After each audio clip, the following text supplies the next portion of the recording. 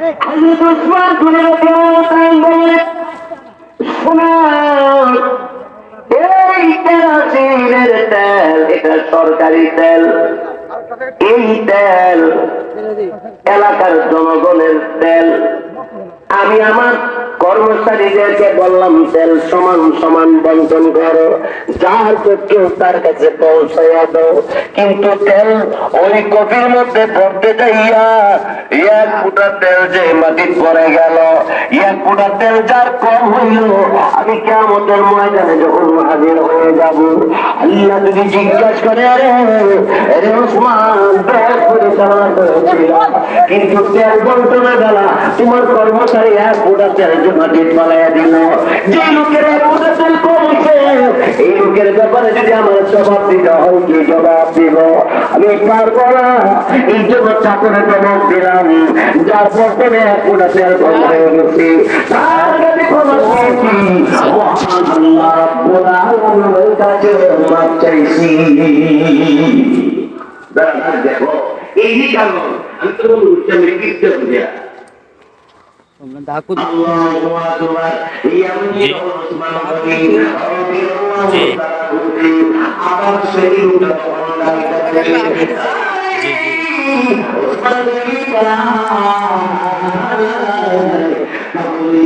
আর কথা জিজ্ঞাসা করি, ওসমান গনি তোমরা উইরা গেলে আপনি খলিফাতুল মুসলিমিন, আপনি তো অনেক বড় বাদশা, আপনি তো অনেক দামি মানুষ, আপনি উইরা তোমরা যাই দুইরা কেন করতে যাবি?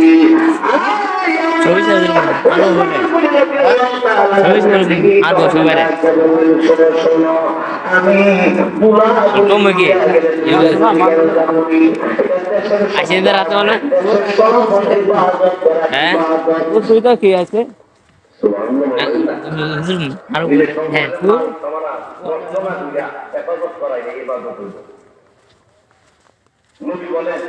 কেউ যখন সংসারের কাজের জন্য বাড়ি থেকে বের হয়, যতক্ষণ কাজ করে ততক্ষণ ফেরেশতারা সওয়াব করে না, ছেলে মেয়েদের জন্য খাবার দাবার এগুলি আনলে করো।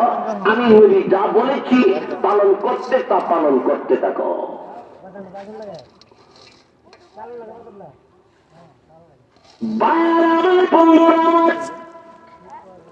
নবীর কথা কেমন করে পালন করে? তাবুকের যুদ্ধের ঘোষণা হয়ে গেল, আল্লাহর নবী রাহমাতুল লিল আলামিন তিনি ডাক দিলেন, সাহাবীরা রে, আগামীকাল তাবুকের যুদ্ধের ময়দানে যারা যাইবা সবাই চলে আসো, যারা যারা যাইবা কয়েকজন এলান করতে আসি। এলান করার পরে সাহাবাই কারাম নবীজির দরবারে লাইন ধরে দুইটা নাম লেখাইতে আরম্ভ করে দিয়েছি। আল্লাহু আকবার। এমন সময় দেখা যায় একজন ছোট্ট মাসুম বাচ্চা কোলে লইয়া একজন মহিলা লাইনে দাঁড়িয়ে আছি। লোকেরা ডাক বলি, মহিলা গো, তুমি ছোট্ট বাচ্চা নিয়ে দাঁড়াইলা, কারণ কি বলো না? মহিলা ডাক বলি, আমার কারণ আল্লাহ ভালো জানে। আল্লাহ নবী রাহমাতুল আলামিনের কাছে বলা হবে, যাও সামনে যাও, নাম লেখাও। সবাই নাম লেখাইতে আরম্ভ করে দিয়েছে। সবার শেষে মহিলা আল্লাহ নবীর সামনে হাজির হয়ে গেল। আল্লাহ নবী রাহমাতুল আলামিন ডাকতে বলল, এই মহিলা, তুমি কেন এসেছ? আল্লাহ নবীকে মহিলা তখন ডাকতে বলতে আরম্ভ করছে, আমি শুনেছি, এলান করতে শুনেছি, সাহাবায়ে কেরাম এলান করতে করতে আমার বাড়ির পাশ দেওয়া যায়। নবীকে যারা ভালোবাসো, আল্লাহকে যারা ভালোবাসো, ইসলামকে যারা ভালোবাসো, আল্লাহ নবী ডাক দিয়েছে, আগামীকাল তাবুকের ময়দানে যুদ্ধ হবে ইসলামের জন্য। তোমরা যারা পারবো আল্লাহ নবীর দরবারে যাওয়ার জন্য ডাক দিয়েছে। নবী গো, আমি তাড়াতাড়ি করে আমি ঘর থেকে বের হয়ে আসলাম।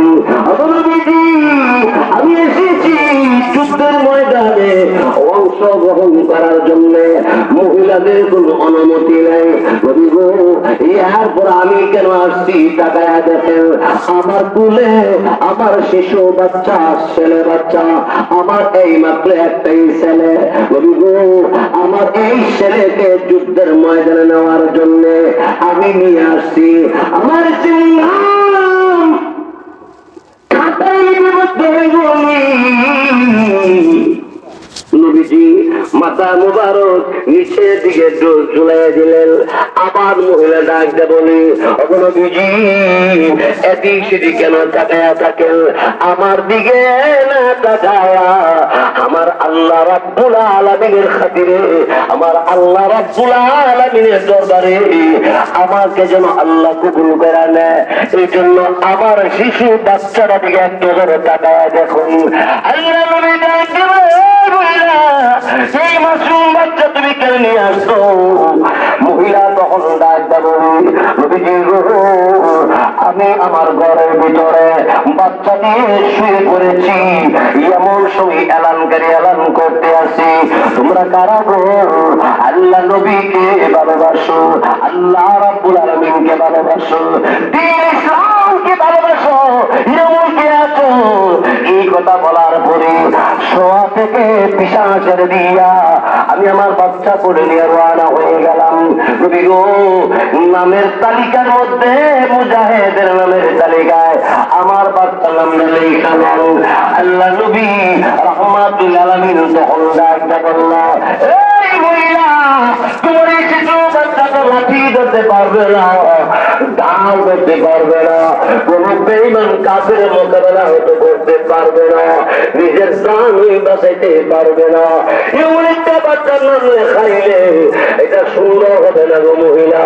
মহিলা তখন ডাকতে বলে, ও আল্লাহ নবী, বিশ্ব নবী, রাহমাতুল লিল আলামিন, আমার স্বামী তো দুনিয়াতে নাই, আমার স্বামী অনেক যুদ্ধের ময়দানে শহীদ হয়ে গিয়েছে ইসলামের জন্য, আল্লাহর জন্য, আল্লাহ নবীর জন্য, কিন্তু আমার ঘরে আমার আর কোন ছেলে নাই, আমার যে স্বামী নাই, আমাদের কঠিন ময়দান আমার স্বামীকে যদি আল্লাহ জান্নাতবাসী বানায়া দেয়, আমাকে আল্লাহ ওই নিজের স্ত্রীর খাতিরে আমার যদি আল্লাহ মাফ করে দেয়, এখন আল্লাহ আমার মাফ করে দিতে পারে, কিন্তু আমাদের কঠিন ময়দানে মহান আল্লাহ রাব্বুল আলামিন মুজাহিদের জিহাদ করনেওয়ালাদের মাকে যখন ডাক দিবে, আমাকে আল্লাহ শহীদের স্ত্রী না বলে মুজাহিদের মা বলে যদি আমার চাকরি, এটাই হবে আমার কাছে সবচেয়ে বড় পাওয়া। আল্লাহ নবী, বিশ্ব নবী চোখের পানি রাখতে পারে না, চোখের পানি দিলে নবীজি কাঁদে। এমনি মহিলা তো না একটা বলি, নবী বলু, আমি আপনাকে কেমন ভালোবাসি আমি আপনাকে বোঝাইতে পারবো না, তবে শুনেন, আমার স্বামী পৃথিবী থেকে যখন বিদায় হয়ে এসেছে, নবীজি এখন আমার